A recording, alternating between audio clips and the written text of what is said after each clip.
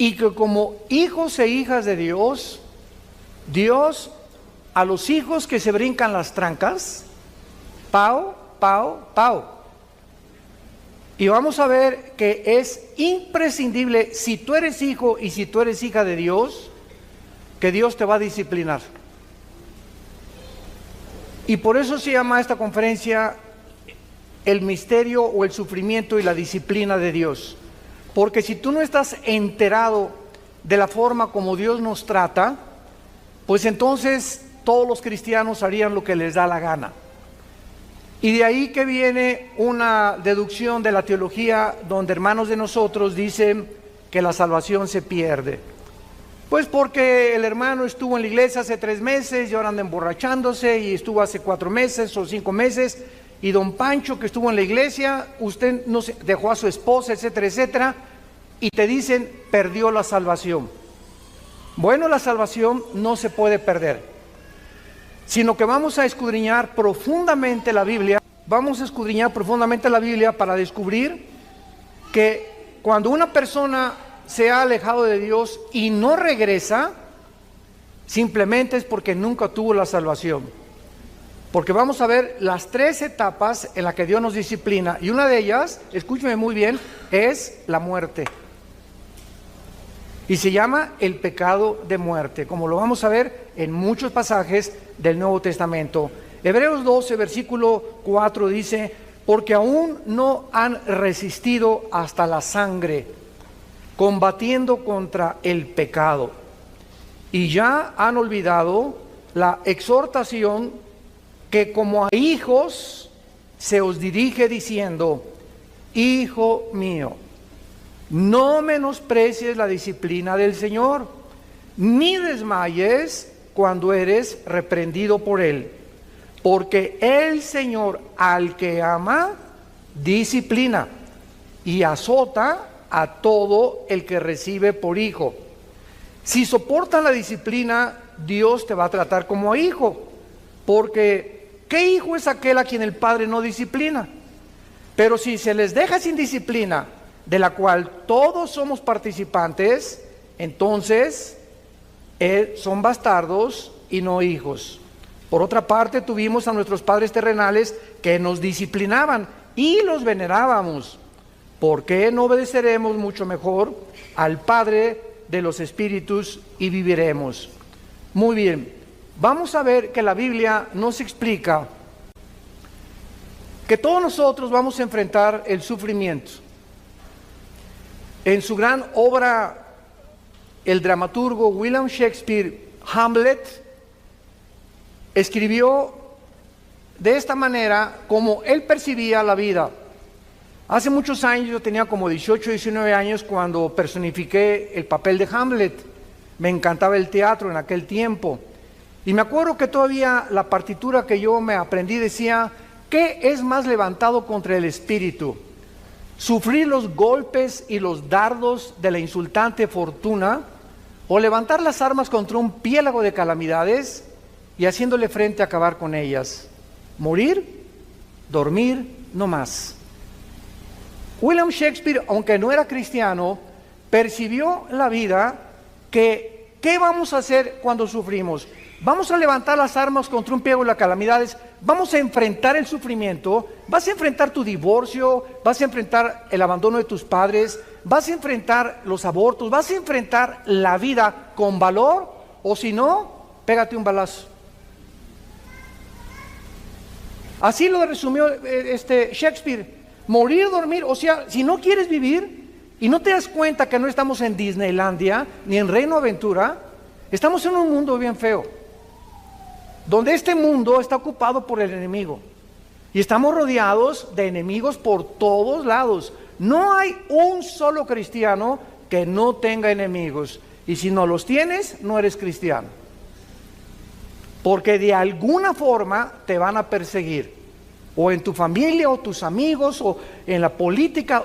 Cualquier cosa que nosotros enfrentemos, hay un mundo que se opone a la luz y a la verdad, lo cual nos habla la condición tan patética en la que se encuentra el ser humano. Ahora, muy bien, el sufrimiento no es inexplicable, porque cada cosa que nosotros experimentamos sufriendo tiene una razón de ser. Y vamos a comenzar a abordar esto para que comencemos con una ley bíblica que se llama la ley de la responsabilidad individual. La ley de la responsabilidad individual. La causa más común de los sufrimientos es cuando nosotros mismos nos lo causamos. Es el autoinducido. La mayoría de las personas se causan a sí mismas, por la forma como viven, muchas angustias y problemas en sus vidas por circunstancias que tú mismo has creado. Y la ley de la responsabilidad individual reconoce lo siguiente: toda decisión que tú tomes, un café que te tomes, una película que escojas ir a ver, un carro que compres, la novia, el novio que escojas, el matrimonio, todas las decisiones que tomamos tienen consecuencias, para bien o para mal. Fíjense lo que le estoy diciendo. Nosotros somos responsables de todas las decisiones que hayamos tomado. Si tú te encuentras ahorita con problemas de diabetes o triglicéridos altos o glucosa elevada, es por las pizzas que te cenas. Si tú tienes problemas de hipertensión a los 45, 50 años, simplemente, ¿verdad?, es porque no has cuidado tu salud y porque comes cosas con demasiada grasa y después vienes, hermano, póngame la mano en la panza que tengo aquí, que ya es realmente una catedral del Vaticano. Y yo siempre les he dicho, si viene un gordito a pedirme que ore por él, no oro por él.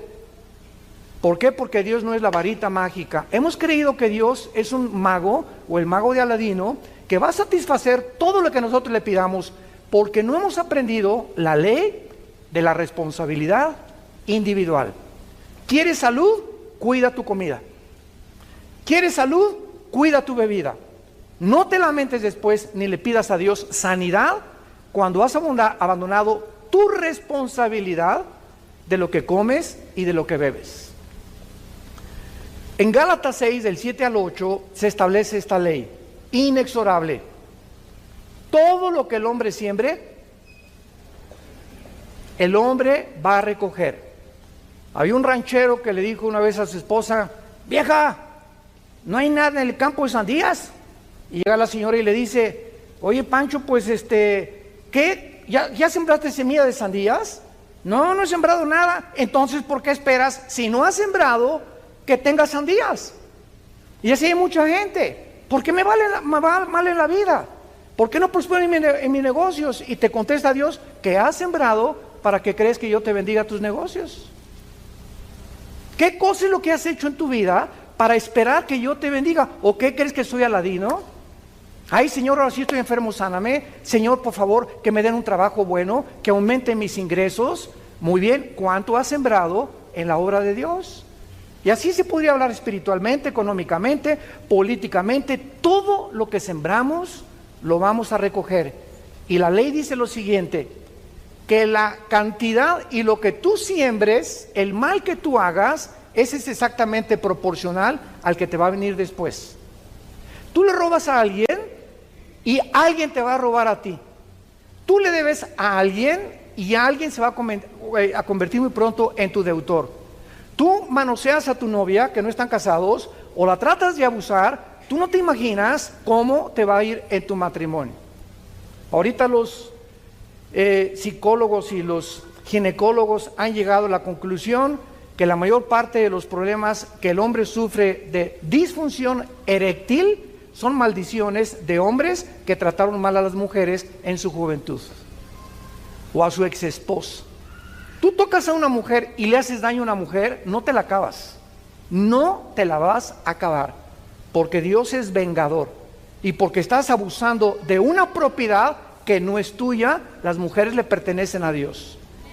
Y si no entendemos esto, no podemos como hombres cristianos tener mejores matrimonios ni mejores familias, porque estamos abandonando la ley de la responsabilidad individual. Muy bien, aún Antes que Dios creara al ser humano, decretó el libre albedrío, por lo que nuestras decisiones tienen que tener repercusiones para bien o para mal. Eso es absolutamente lógico. Y todos nosotros somos responsables de nuestras acciones. Y así como hay leyes científicas inexorables, como si yo voy caminando ahorita y doy un paso aquí, no importa lo que yo piense, me voy y me tropiezo, porque la ley de la gravedad postula que todo objeto más pesado que el aire es atraído hacia el centro de la Tierra. Es una ley que funciona de 2 a 3 o de 6 a 7. No, ¿verdad? Es una ley inexorable las 24 horas del día. La ley del electromagnetismo, la primera y la segunda ley, la termodinámica, la ley de la entropía, la ley de las fuerzas nucleares, las fuerzas poderosas y las débiles, todas estas leyes que el universo contiene, gracias a estas leyes existe la ciencia. Si no hubiera una ley perfecta que nunca se atrase en el universo, no podría existir la física, ni las matemáticas, ni la astronomía, ni la astrofísica, ni la física cuántica. Es gracias al orden que tenemos en el universo que existe la investigación científica. De la misma manera, las leyes espirituales no se pueden violar.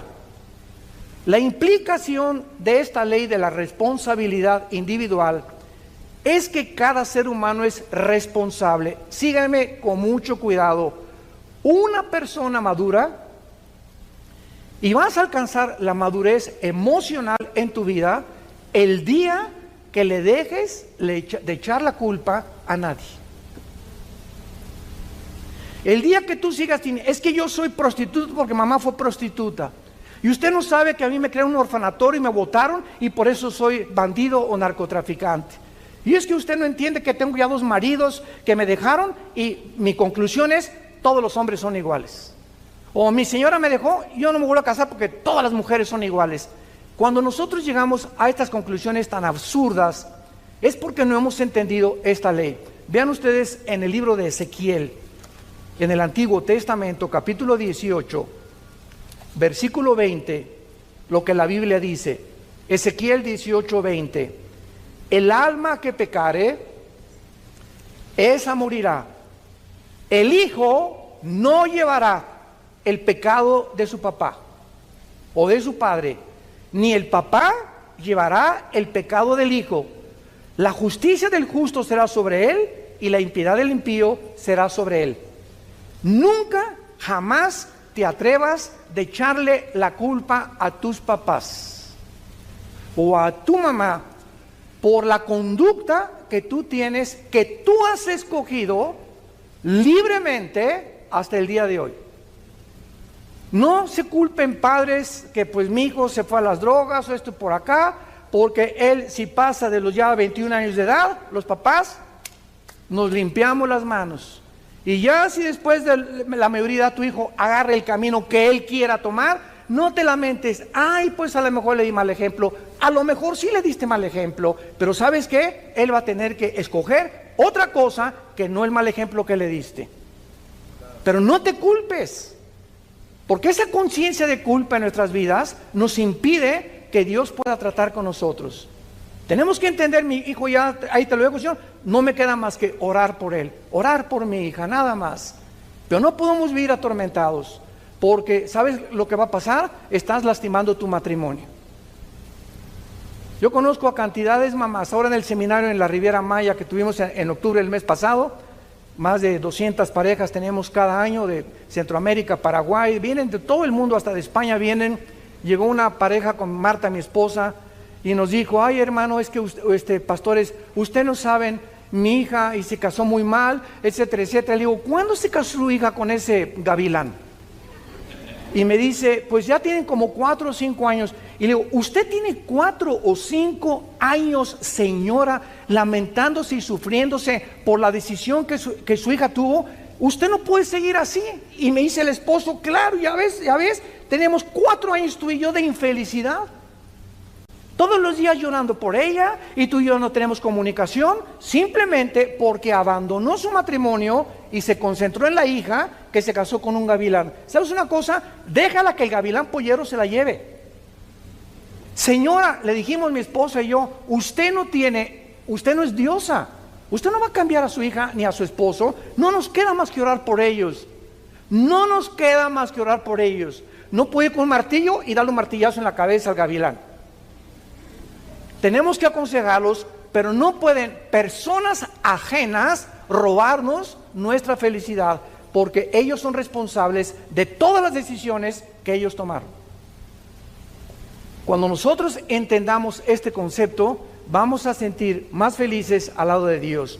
Ahora, muy bien, nadie crea, ni tampoco esperes, que ni se te atraviese el pensamiento de creer que te vas a salir con la tuya.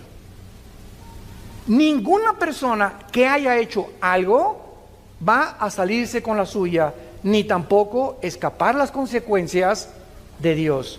Veamos dos pasajes en el Antiguo y en el Nuevo Testamento. En Jeremías capítulo 16, versículo 17, dice así, Jeremías 16, 17, dice Dios, mis ojos están sobre todos tus caminos, los cuales no se me ocultaron, ni tu maldad se esconde de la presencia de mis ojos. No hay nada, absolutamente nada que hagas encerrado en el closet que Dios no vea. Todos nosotros cuando pecamos, o como una vez me dijo unos papás de su hijo con su novia, que estaban teniendo relaciones sexuales antes de casarse. Y estos muchachos estaban en la alabanza de una iglesia allá en Centroamérica. Y cuando nos los trajeron a mi esposa y a mí, les dije a esta pareja de jóvenes, ¿saben ustedes por qué hacen lo que hacen? Porque creen que Dios no los ve. Si ustedes creyeran realmente que Dios los ve, no harían lo que hacen escondidas. ¿Y cuántos hombres, cuando se van de viaje y rentan un hotel, rentan una película pornográfica, por qué creen que la rentan? Porque creen que Dios no los ve. ¿Y saben cómo se llama esto? La falta del temor de Dios. La falta del temor de Dios. Y el temor de Dios es el principio de la sabiduría. Si realmente creyéramos que Dios nos ve las 24 horas del día, no haríamos lo que hacemos cuando nadie nos ve, porque Él nos está mirando. Y el otro pasaje está en 1 Timoteo 5, 1 Timoteo 5, versículo 24 y 25, y dice el apóstol Pablo, 1 Timoteo 5, 24 y 25, los pecados de algunos hombres se hacen patentes, o sea, conocidos, antes que ellos vengan a juicio, más que a otros se les descubren después. Asimismo, se hacen manifiestas las buenas obras, y las que son de otra manera no pueden permanecer ocultas. No hay nada que tú hagas en la traducción parafraseada, no hay nada que hagamos que Dios no lo saque a la luz, tarde o temprano. Y Dios, en su paciencia y en su misericordia, hay muchos cristianos que pues hicieron algo hace 6 meses o hace 4 meses, o robaste, o todavía debes un dinero que no has pagado, y sigues caminando en la vida, y como no te pasa nada, crees que ya se olvidó. A lo mejor hasta 1 año tiene Dios de paciencia a que tú te arrepientas. Pero dice la Biblia que tus pecados te alcanzarán. Lo que tú hiciste el año que entra, o dentro de 2 años, o dentro de 3 años, nos va a alcanzar ese mal que hicimos tarde o temprano. De acuerdo a lo que hayamos hecho, no nos escapamos del juicio de Dios. Y dice Dios, te doy la oportunidad que te arrepientas. Primera de Juan 1, 8 y 9. Si confesamos nuestros pecados, Él es fiel. ¿Por qué Él es fiel? Porque hay un pacto entre nosotros y Él. Él es mi Padre. Por eso conozcamos a nuestro Dios. Él es fiel porque es mi Padre. Y además es justo, porque en la cruz su Hijo pagó por eso que yo hice. Ahora solo me pide, siendo su Hijo, que me vuelva otra vez a Él y que abandone eso que hice, que pida perdón, que restaure tal vez, si es posible, el daño que hice, pero que no me quede con ese pecado, porque el que cubre sus pecados no prosperará. Proverbios 28.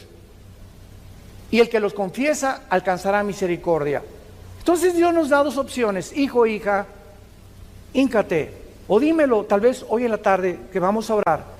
Dime, Señor, estoy haciendo esto, estoy haciendo aquello, reconozco que no puedo seguir haciendo eso, y la sangre de Cristo te va a limpiar de toda maldad y te evitas el juicio de Dios, que vamos a ver al final, que es terrible, pero no nos podemos escapar porque es la ley de la responsabilidad individual. Regresamos a Hebreos 12, en nuestro pasaje, y veamos algunos secretos de esta forma de tratarnos. Dice el versículo 5 y 6, que no se nos olvide. ¿Qué estoy haciendo ahorita con todos ustedes? Los estoy exhortando.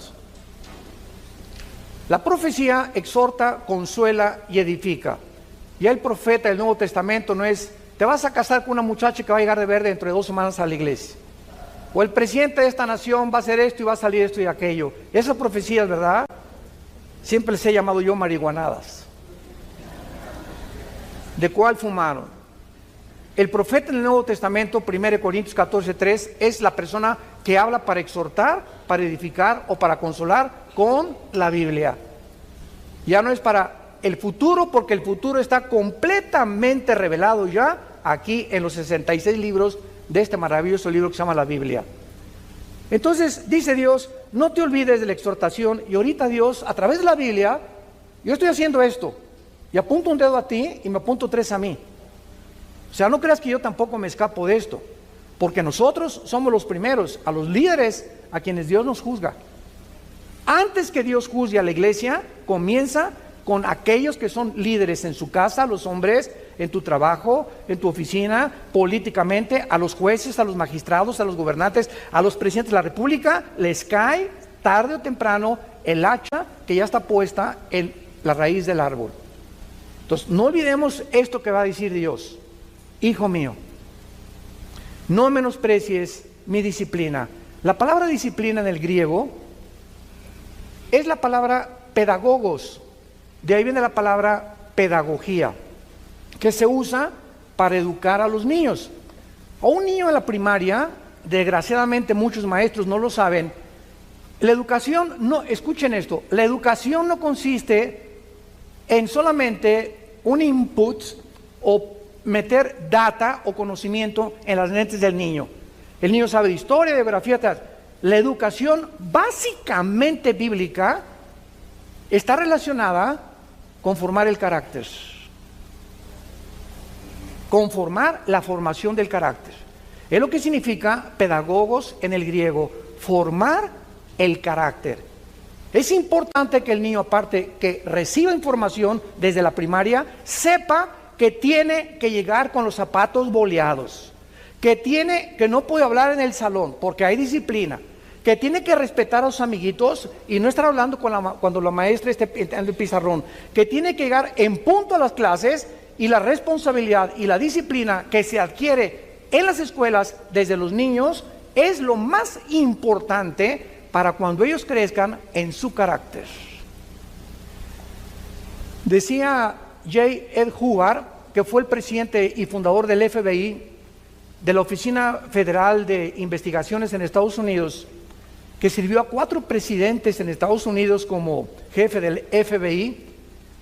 Antes de morir, Hubbard dijo estas palabras: la característica de todos los delincuentes juveniles en las cárceles que he visitado El principal factor es que todos ellos creen que el mundo está en deuda con ellos.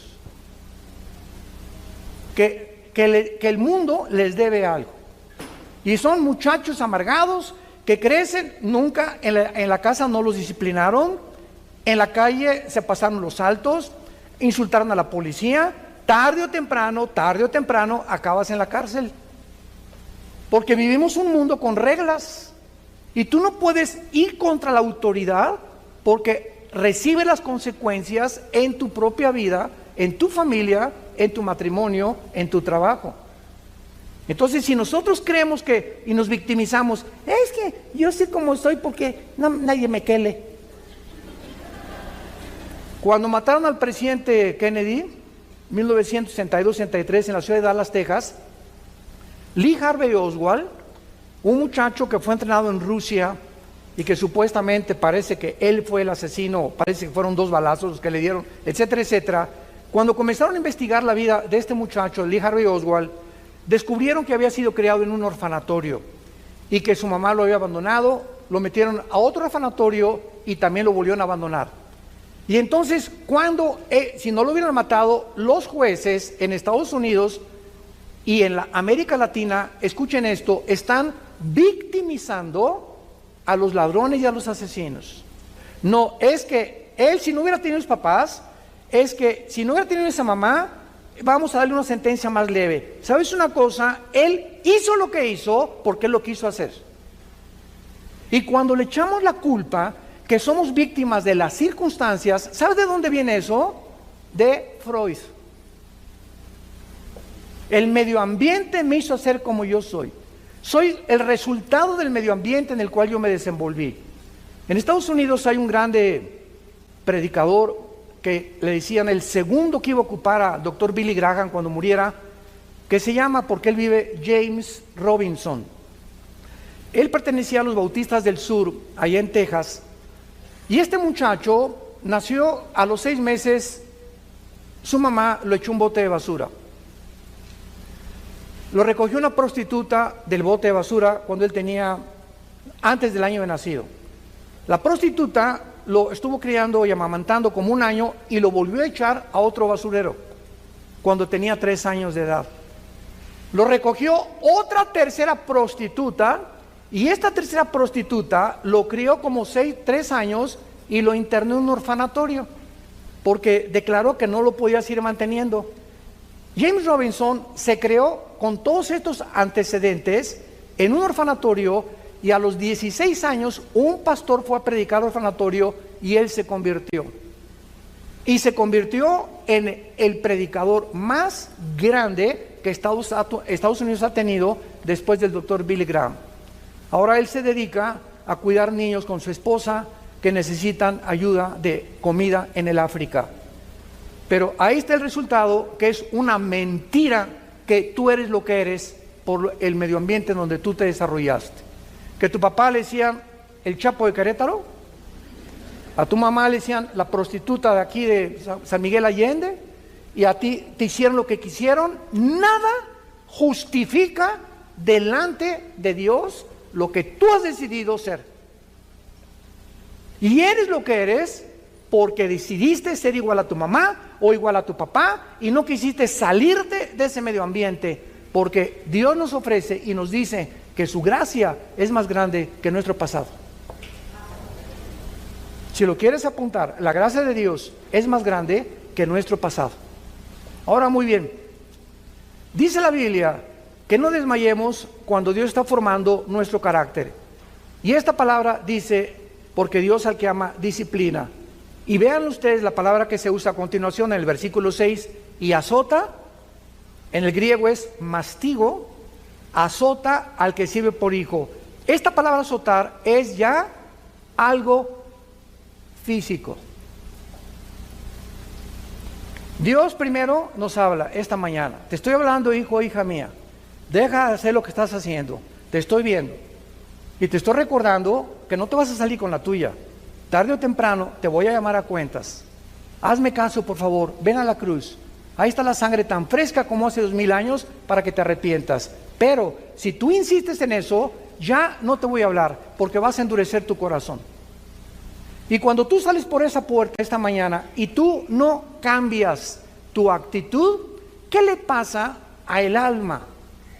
¿Sabes? Hace mucho tiempo yo tenía un martillo y estaba clave en el garaje de la casa de ustedes, y me salió una especie de callo aquí en la mano, y esta callosidad descubrí, me dijo un amigo, agarra una aguja y atraviesa. Le dije, no, me va a doler. No, me dijo, hazle el experimento. Y agarré una aguja y la metí en el callo, cero sensibilidad, porque el callo ya no tiene determinaciones nerviosas o articulaciones nerviosas, porque es callo. Esta palabra que se usa en la Biblia es lo que le pasa al alma. Llega un momento en que vienes a la iglesia y oyes, pero como te has endurecido tanto en tu corazón, Dios ya no te puede hablar, porque tú has decidido no arrepentirte. Entonces Dios va a tener que usar algo más drástico. ¿Y sabes por qué? Porque te ama, porque nos ama, y prefiere, como dijo Jesucristo en Marcos 9, es mejor que entres cojo, ciego, tuerto, manco al cielo, a que entres entero al infierno. Es tan terrible el infierno que Cristo mencionó, que solamente el pensar que en su cruz nos libró de ese castigo es para que nosotros lo tomemos verdaderamente en serio. Ahora vamos al último lugar, a ver los 3 tipos de disciplina. ¿Listos? Abróchense los cinturones. 3 tipos de disciplina, los menciono y los desarrollo uno por uno. Número 1, disciplina de advertencia. Dios comienza siempre a advertirte. Vas en la calle y se prende una luz amarilla. ¿Qué te está diciendo el gobierno? Detén tu velocidad, porque en instantes se vuelve en rojo. Y si alguien se pasa o tú te pasas en rojo, involucras tu salud, el dinero que vas a pagar en multas, tu familia o hasta la misma muerte. Una luz amarilla no te está diciendo párate, te está advirtiendo, baja la velocidad para que cuando se prende el rojo ya estés completamente parado. Dios nos está advirtiendo en esta mañana. Son focos amarillos que Dios nos prende a continuación. Se llama la disciplina suave. Mijito, no hagas eso, por favor. Mi nene, participe bien, mi nene, porque si no va a verlo. Y papá, le hace pau. Pero si Pepito, ¿verdad?, sigue insistiendo, viene después el pau. No procedemos inmediatamente. ¿Se acuerdan de Apocalipsis 3:20? La iglesia de la Odisea. Muchos me han preguntado si esta iglesia era cristiana. La respuesta: no era cristiana. Increíble que de las 7 iglesias del Apocalipsis, 5 sean llamadas a que se arrepientan. ¿Y saben cómo se personifica a Cristo o cómo se retrata a Cristo? He aquí estoy a la puerta y llamo. Es la disciplina de advertencia. Dios ahorita te está diciendo, te está tocando la puerta de tu corazón. Regresa, arrepiéntete, vuélvete a mí, te estoy esperando.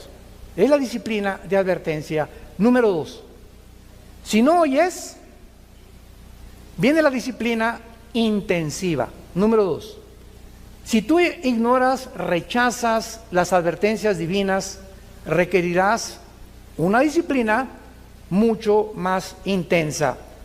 Por tu terquedad, por tu endurecimiento de tu corazón, vas a perder la sensibilidad a la voz del Espíritu Santo, por lo que las advertencias ya no te pueden servir. Y solo Dios lo sabe. ¿Cuántos de ustedes se encuentran en el segundo paso? En esta advertencia en la que no has hecho caso de la primera. Ahora Dios va a usar algo más intenso que te va a doler. Lo único que te puedo decir es que nos va a doler si no nos volvemos a Él. Sin embargo, como Dios tiene un plan maravilloso para nuestra vida, en su misericordia y en su gracia nos mantiene vivos. Porque nos podría llevar a casa, ¿verdad? Pero nos ama tanto Dios y es tan paciente la gracia de Dios y el carácter de Dios, que por eso estás aquí esta mañana. ¿No te has preguntado por qué amaneciste aquí? En lugar de que ahorita tuviera agarrado un accidente y afuera un ataque al corazón, una embolia cerebral, estás aquí vivito y coleando, sentado escuchando tal vez segundo paso de la disciplina de Dios, porque Dios todavía no ha tratado contigo allá afuera. A lo mejor ustedes se encuentran en este segundo paso de la disciplina intensa, y es claro, ¿verdad?, que donde hay vida, hay esperanza. Estás vivo, amaneciste vivo, hay esperanza. ¿Por qué? Te puedes arrepentir todavía. Y cuando no hacemos caso de la advertencia, ni tampoco de la disciplina intensa, viene en último lugar la disciplina de muerte. La disciplina de muerte que la vemos en más de 3 casos en el Nuevo Testamento. Veamos el primero en el libro de los Hechos, capítulo 5, con tus padrinos Ananías y Zafira. En el libro de los Hechos, capítulo 5, vemos un caso atónito, un caso sorprendente, que tal vez al principio choca con nuestra mente, contra la mente de Dios, y nos preguntamos cómo puede llegarle a suceder esto a un ser humano.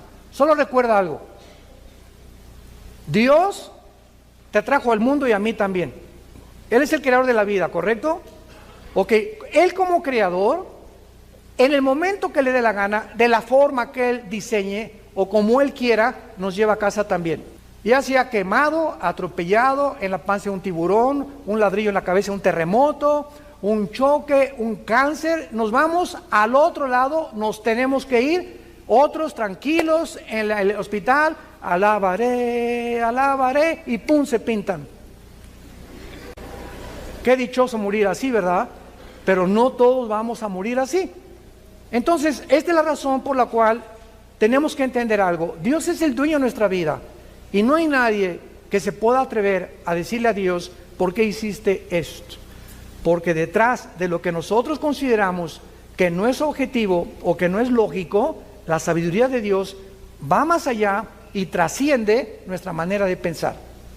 Aquí hay una pareja en Hechos 5 llamados Ananías y Zafira. Esta pareja robaron de una cantidad que iban a entregar en la iglesia.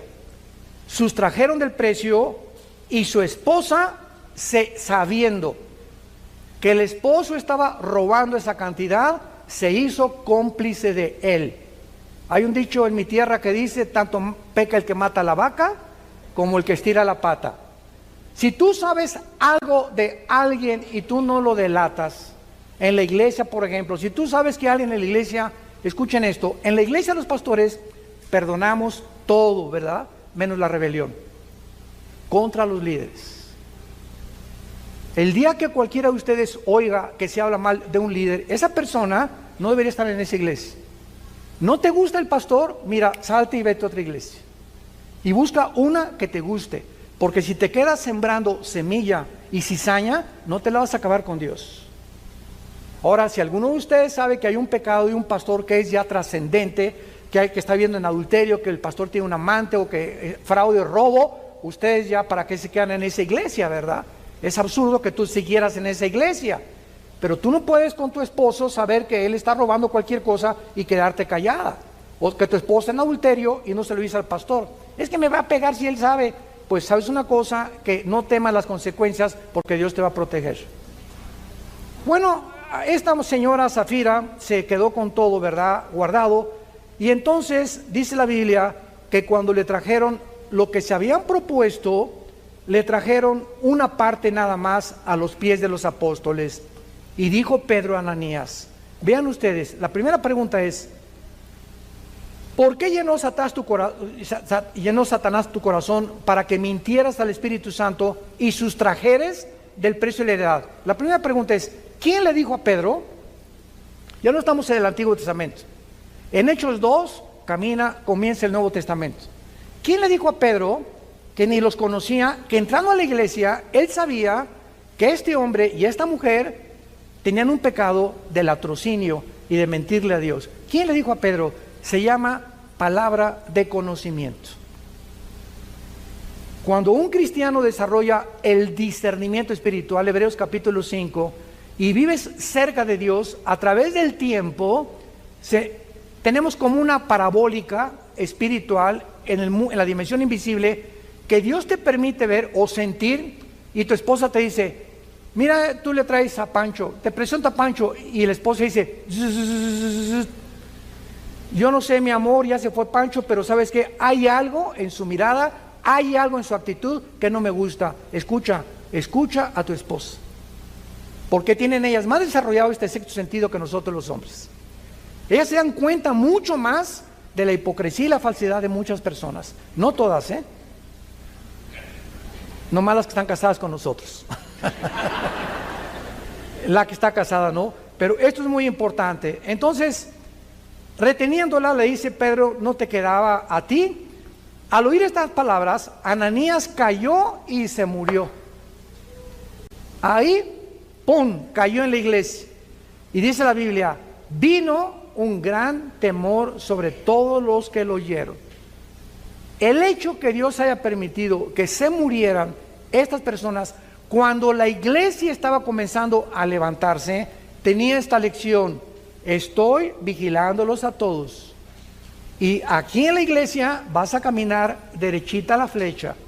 ¿Por qué? Porque si no hay temor de ti, de mí, dice el Señor, no has entendido ni puedes caminar conmigo. Y recuerden algo, el temor de Dios no es tener miedo de Dios. Porque tener miedo de Dios es una cosa y tener temor de Dios otra cosa. ¿Sabían ustedes eso? El tener miedo de Dios te hace que te alejes de Dios y que no te acerques a Dios. Y cuando tememos a Dios, nos acercamos a Él sabiendo que en Él hay misericordia, que es mi papito y que me puede levantar, y que si me caí del caballo me va a sanar las heridas, porque Dios hace la herida y Dios sana también. Entonces el temor de Dios nos acerca a Él, porque sabemos que Él es real, que está viendo y que no lo puedo engañar. El segundo caso está en 1 Corintios 5. El segundo caso de un cristiano o de cristianos que cometieron la disciplina de muerte.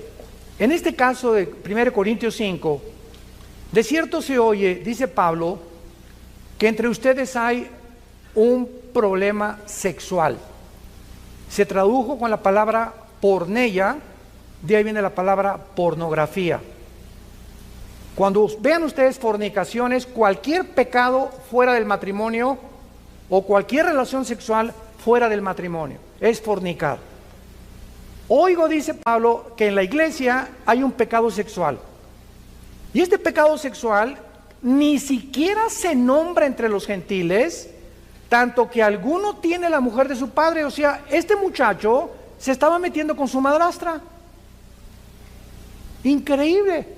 Y los líderes lo sabían, los pastores lo sabían. Entonces, ¿cómo podía Pablo permitir esto? Y dice el versículo 2, ustedes están envanecidos, no debieran haber quitado de en medio de ustedes al que cometió tal acción. O sea, en este momento requiere que la persona que está así y no se disciplina salga de la iglesia. ¡Ay, falta de misericordia! No es una misericordia santa. Porque mucha gente cree que la misericordia es, ay, me pegó mi esposo, me quiero aguantar porque me dijeron las hermanas que me aguantara de todo. Esa no es una misericordia santo, esa es mansedumbre. Ninguna mujer puede permitir que su esposo la toque. Es que la hermana me dijo, a ese habrá sido la Madre Teresa. Pero no, eso no dice la Biblia. Tenemos que entender la disciplina de Dios. Total que ya Pablo les manda el juicio, versículo 5, el tal se ha entregado a Satanás. Qué feo, ¿verdad? Este muchacho que se ha entregado al padre y al príncipe de este mundo, al que tiene el derecho de la muerte, para destrucción de la carne, o sea, para que muera físicamente, a fin de que el espíritu sea salvo en el día del Señor. Este muchacho era cristiano. Y a pesar que vivía en ese pecado, no había más que llevárselo al cielo antes de tiempo. Pero él no podía perder la salvación porque era hijo de Dios. Dios prefirió llevárselo a que siguiera teniendo problemas sexuales en la iglesia. El segundo caso está aquí en Corintios capítulo 11. 1 Corintios capítulo 11 es el tercer caso. Y en este caso, en el versículo 27, está relacionado con la cena del Señor. 1 Corintios 11, 27. De manera que cualquiera que coma este pan o bebe esta copa del Señor indignamente será culpado del cuerpo y la sangre del Señor. Por tanto, pruébate cada vez que tomas el pan en la cena del Señor y bebes la copa. ¿Por qué? Porque el que come y bebe indignamente, sin discernir el cuerpo del Señor, juicio come y bebe para sí. Por lo cual, o sea, porque había cantidad de cristianos ahí en Corinto que tomaban la cena del Señor como si fuera una concha. Hay muchos debilitados y muchos, no oigo, duermen. Muchos estaban muriendo en la iglesia porque estaban cometiendo el pecado de muerte. Beber cuando tú tienes la cena del Señor y no arrepentirte, te lo suplico, te lo ruego, hermano, hermana, no tomes la cena del Señor. No la tomes. No te atrevas a hacerlo. No te atrevas a hacerlo. Ahora, si no te atreves a hacerlo, es porque tu pecado está escondido y no te quieres arrepentir. O sea, ¿cuál es el propósito de la cena del Señor? Que nos da la oportunidad de Dios, una vez al mes, no sé cuántas veces al mes toman aquí la cena del Señor, nosotros casi siempre una vez al mes, nos da la oportunidad a Dios, una vez al mes, de reconciliarnos con Él. Y cuando tomo la cena del Señor, le estoy diciendo, Padre, no tengo pecados escondidos. Y en ese momento, agachas tu cabeza, Padre, ilumíname, si tengo algo, si le grité a mi esposa, te prometo que hoy llegando la voy a llevar a comer al mejor restaurante, o nuestro topito, se le voy a pedir perdón, le voy a pedir perdón a mis papás, le voy a pedir perdón a mi esposo, voy a arreglar la deuda que tengo, Señor. En ese momento nos da la oportunidad de arreglarnos, de ponernos a cuentas con Él, porque si te atreves a tomar la cena del Señor y mantienes el pecado, que Dios te da la oportunidad de confesarlo, estás expuesto a un juicio de Dios muy, muy, muy grave.